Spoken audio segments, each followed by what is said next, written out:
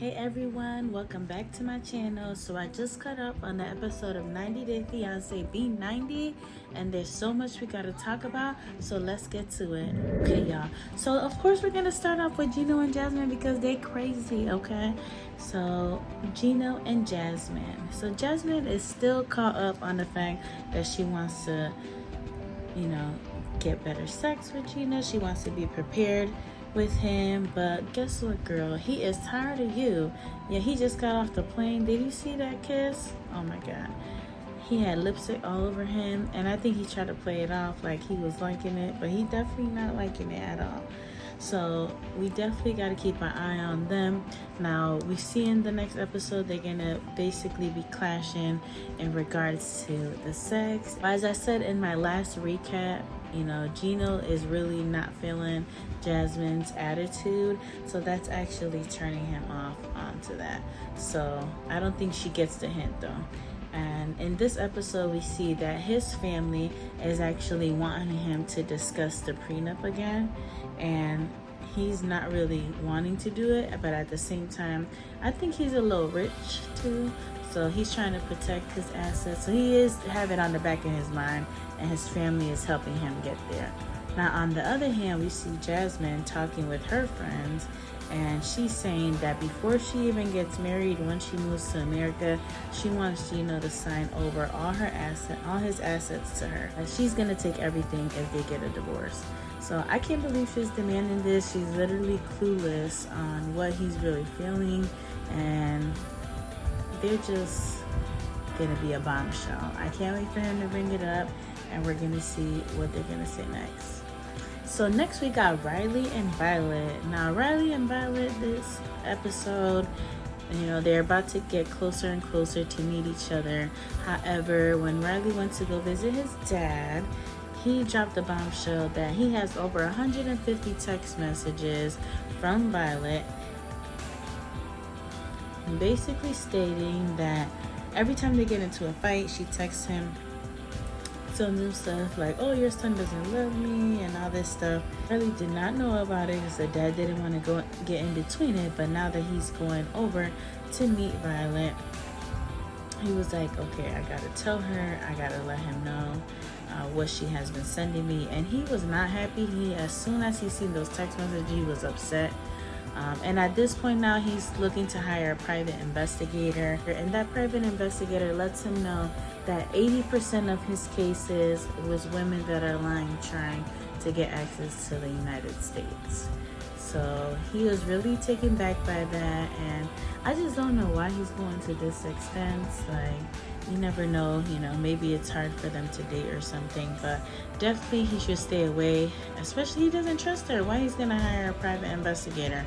But I need to see what the private investigator finds. Usually they dig up some juicy dirt, so I'll definitely keep you guys posted on that.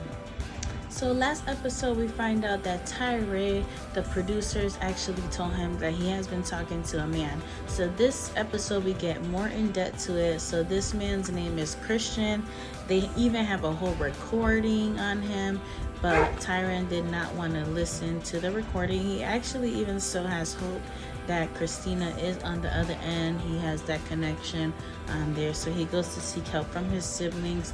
His siblings encourage for him to listen to the recording. He literally hears one word of the producer talking with the man on the phone, and he just gets up and walks away. So this is going to be a tough thing for him to deal with. I could already tell he's just not emotionally even accepting that this could be possible, and it is really messed up. And he even mentions the show Catfish. He said he watches it, that he thought that he would know the red flags, but clearly he didn't. So now we are going to see if he actually decides to go to Barbados and find out who he's really been talking to. I definitely would not, especially in these crazy times. Like, why I'm gonna go over there to see a man? Love makes you do crazy things, and it looks like in this case Tyron is gonna need to see it for his own eyes before he believes anything that this person's saying, even though all the facts are there. So we'll see how that goes. So now we're getting more into Amanda and Razvan, and this episode we are seeing more of Razvan's life and what he has going on. So it opens up with him going live. He says he makes money from people sending him gifts on TikTok live, and hey, you gotta do what you gotta do, so I get it. But he also said that he was married previously in this episode. He actually proposed to his ex-wife within a month of meeting each other, but they broke up within 6 months after being married, and the reason was because of the social media on there. So we're not sure if Amanda's going to be able to handle it.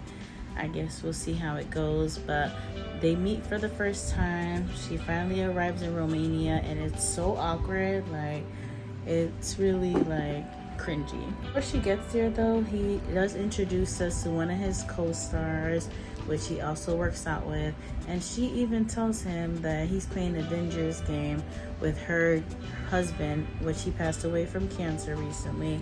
So she feels like she is not healed from that situation, and I think she's speaking facts. I don't think she's coming from a jealous friend. They did have some flirtation vibes, but it's true. Like, you just lost your husband. Is a traumatic experience. Like, are you really over that? And are you ready to move on and get married again? Because this is probably what's going to happen very, very soon. So I think that the friend is actually speaking some facts, and I don't think she's ready. And we can tell already by the first episode, or the first meetup, when they get together, and it's so awkward. Like, they do keep on kissing, but then they don't say anything to each other, and she's already looking like panicked in her face.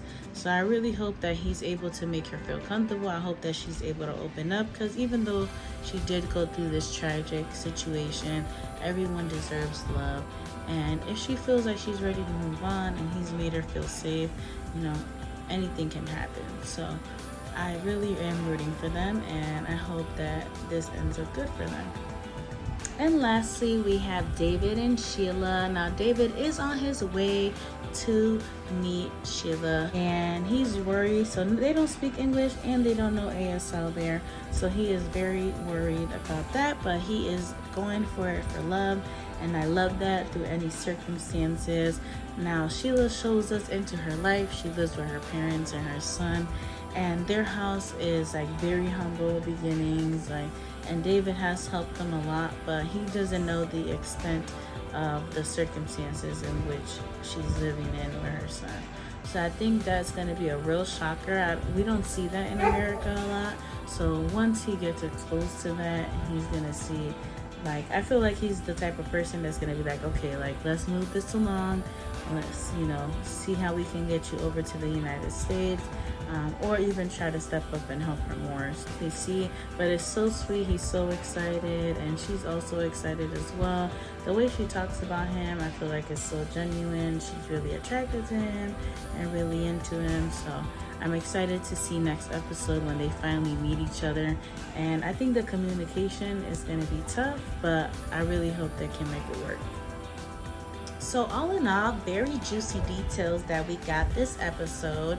Now, I think we didn't meet any new couples this episode, but next episode we're going to meet the remaining 3 couples, which also includes a same-sex ladies couple, which we haven't had that since Steph and Erica. So I'm excited to see that as well. And you know, Gabe stirred things up on 90 Day Fiancé the other way, which I love them.